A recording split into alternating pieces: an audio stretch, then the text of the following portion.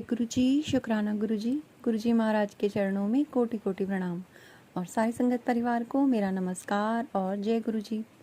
संगत जी, जन्माष्टमी की, कृष्ण जी के जन्मदिन की बहुत बहुत शुभकामनाएं। और वैसे ही सत्संग मैं एक दिन बाद रिकॉर्ड कर रही हूँ 17 अगस्त को।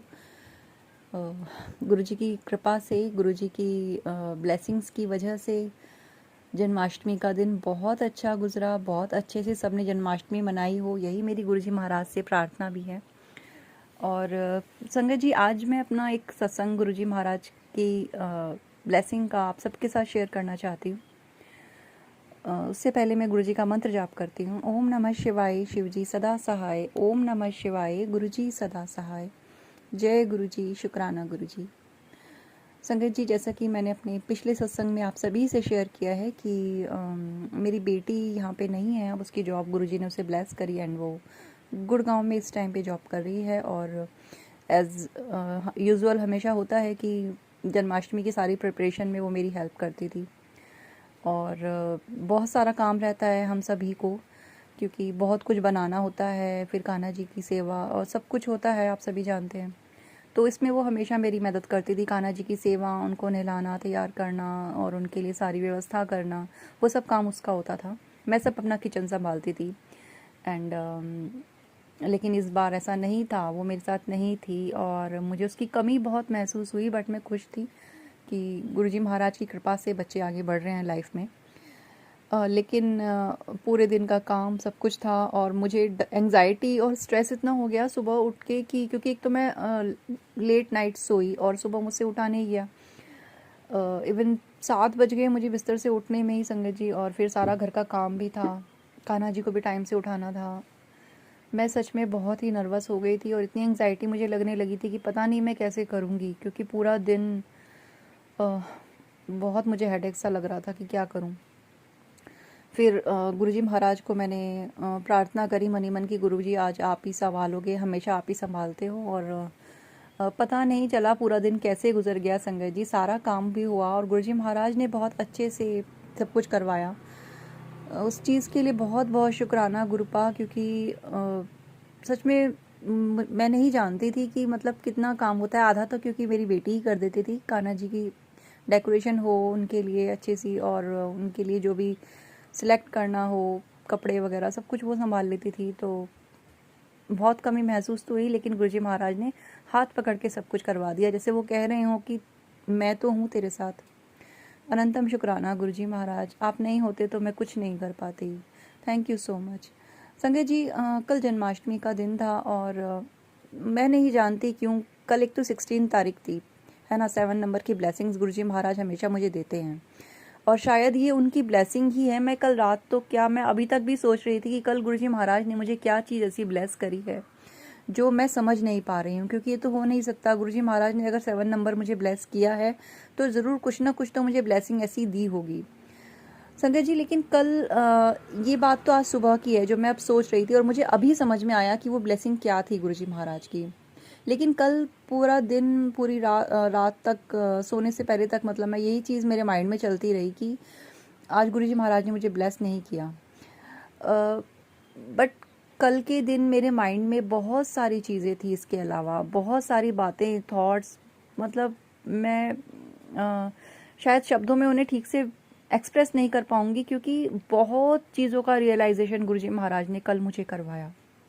और बहुत सारी मेरी लाइफ सिचुएशंस ऐसी हैं जहाँ पे मैं अपने आप को स्टक फील करती हूँ, जहाँ पे मुझे ये लगता है कि ज़िंदगी इस मोड़ पे आके ना रुक गई है, जहाँ पे आगे बढ़ने के लिए रास्ता नहीं दिख रहा, या फिर कुछ लोग ऐसे टॉक्सिक हैं लाइफ में, या कुछ सर्कमस्टेंसेस ऐसे लाइफ में टॉक्सिक हैं जहाँ पे मुझे समझ नहीं आ रहा कि मैं डिसीज़न क्या लूँ उनके लिए।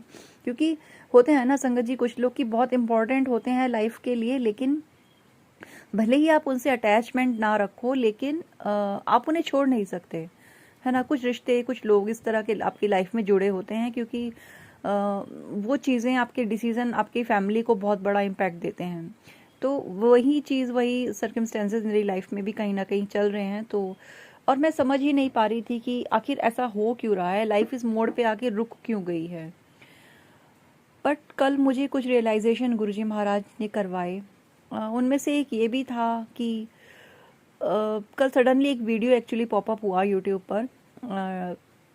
तो उसमें ये था संगत जी की परमहंसानंद योगानंद महाराज जी का वो वीडियो था, और उसमें उन्होंने बताया था कि आपकी जो भी लाइफ के सर्कमस्टेंसेस हैं, जहाँ पे भी आप स्टक फील करते हैं या आपको लगता है कि ये इंसान हमें इतना दुख क्यों दे रहा है, या इस इंसान की वजह से हमें इतनी पीड़ा हो क्यों रही है, हमने ऐसा क्या किया है, इस जन्म में तो कुछ किया नहीं है।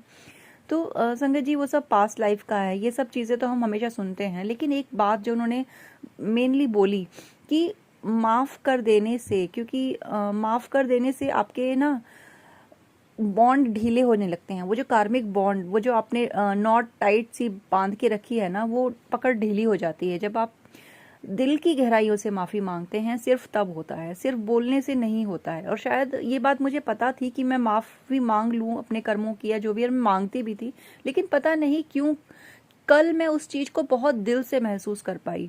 वो बात बहुत बार मैंने सुनी है और आपने भी, लोगों ने बहुत बार ये बात सुनी होगी, लेकिन कल वो चीज़ मुझे अंदर तक ट्रिगर की और अंदर तक मेरे दिल को छू के गई कि मैंने शायद दिल से माफ़ी नहीं मांगी है, मैंने शायद उस चीज़ को अभी तक महसूस करके माफ़ी नहीं मांगी है।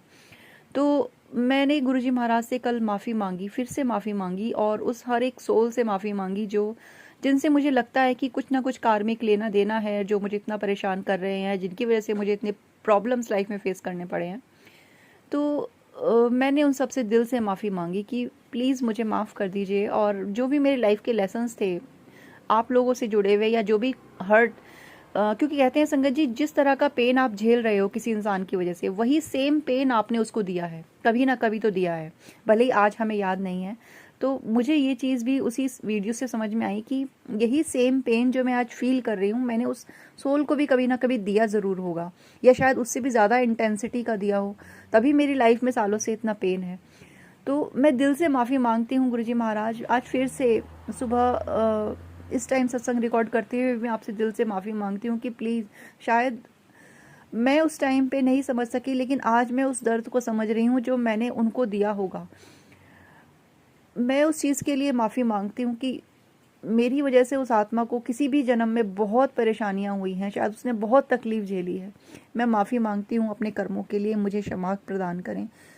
मैं उस हर आत्मा से माफ़ी मांगती हूँ जिन्होंने मुझे इस लाइफ में ही सिखाया कि दर्द असल में होता क्या है। ये जो सेम दर्द आपने मुझे दिया है, मैं मानती हूँ कि मैंने आपको ऐसा ही दुख दिया है किसी न किसी जन्म में, और इसके लिए मैं आपसे बहुत बहुत माफ़ी मांगती हूँ। प्लीज़ मुझे माफ़ कर दीजिए, क्योंकि जब तक अपने पे नहीं पड़ती ना, तब तक इंसान नहीं समझ पाता, और यही कर्मों का नियम है, और शायद ईश्वर ने ये नियम बनाया ही इसीलिए है।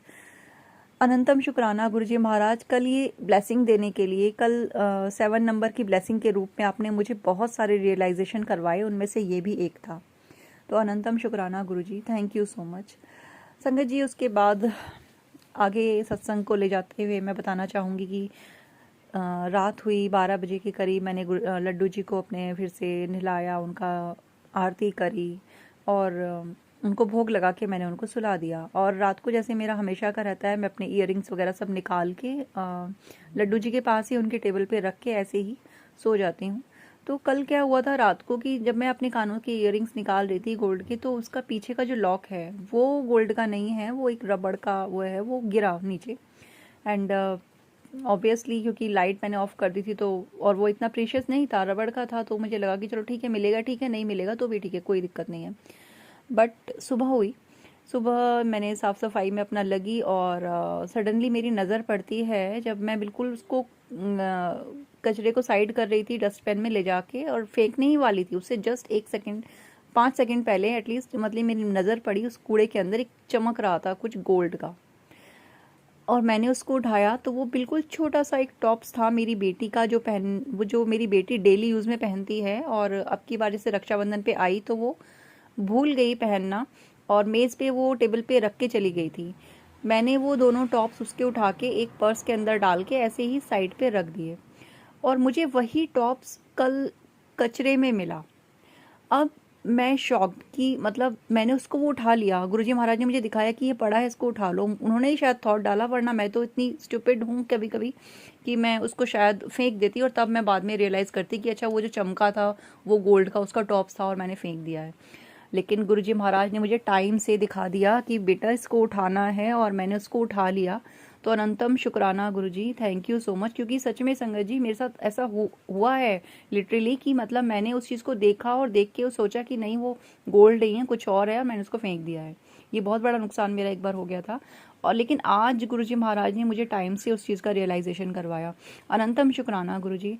अब संगत जी देखिए, रात को मेरा ये नुकसान कुछ ना कुछ होना था कान के उससे चीज़ से रिलेटेड, गोल्ड से रिलेटेड। तो अब देखिए गुरुजी महाराज ने वो जो रबड़ का जो वहीं मेरे पैर के पास गिरा था, ठीक है, वो मुझे नहीं मिला। मैंने अच्छे से साफ सफाई करी, लेकिन मिला क्या, मुझे मेरी बेटी का गोल्ड का टॉप्स मिल गया, जो मुझे नहीं पता कब गिरा है पर्स में से, कब पर्स खोला है, कब वो नीचे गिरा है, ये मैंने गिरते हुए भी नहीं देखा है। और वो मुझे झाड़ू में मिल गया, लेकिन जो मेरे कान का पीछे का लॉक खोया था वो मुझे नहीं मिला।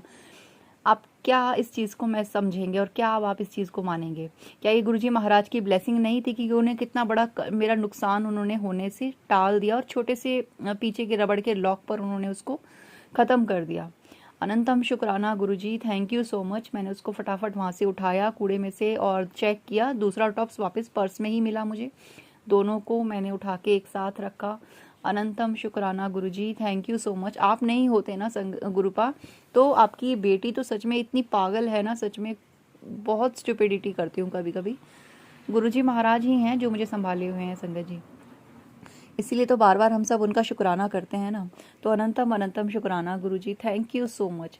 और जैसे ही मुझे वो टॉप्स मिला, मेरे माइंड में सिर्फ एक ही चीज़ आई कि सबसे पहले सारे काम छोड़ के मैंने गुरुजी का शुक्राना करना है, और मैं ये शुक्राना सत्संग रिकॉर्ड करने बैठ गई। Thank you so much. Thank you गुरुपा, thank you thank you thank you. जितना शुक्राना मैं आपका करूं उतना कम है। जैसे आज तक संभाला है वैसे ही सबको संभाले रखिएगा, जैसे संभाल के रखते हैं ना आप गुरुपा, जितना प्यार आप देते हैं उतना कोई नहीं दे सकता। अनंतम शुक्राना करते हुए मैं आज के अपने सत्संग को अभी के लिए विराम करती हूँ। जय गुरु जी, शुक्राना गुरु जी। संगत जी, यदि आप भी अपने सत्संग हमारे साथ रिकॉर्ड शेयर करना चाहते हैं तो प्लीज़ साफ आवाज़ में, बैकग्राउंड नॉइज़ के बिना, फ़ैन वगैरह बंद करके प्लीज़ सत्संग को रिकॉर्ड करें, और दिए गए व्हाट्सएप नंबर पे आप हमें सेंड कर सकते हैं। आप वीडियो शेयर करना चाहते हैं तो आप वीडियो भी शेयर कर सकते हैं। अनंतम शुक्राना करते हैं। चलिए गुरुजी का और मंत्र जाप करते हैं और सत्संग को विराम देते हैं। ओम नमः शिवाय, शिवजी सदा सहाय। ओम नमः शिवाय, गुरुजी सदा सहाय। जय गुरुजी, शुक्राना गुरुजी।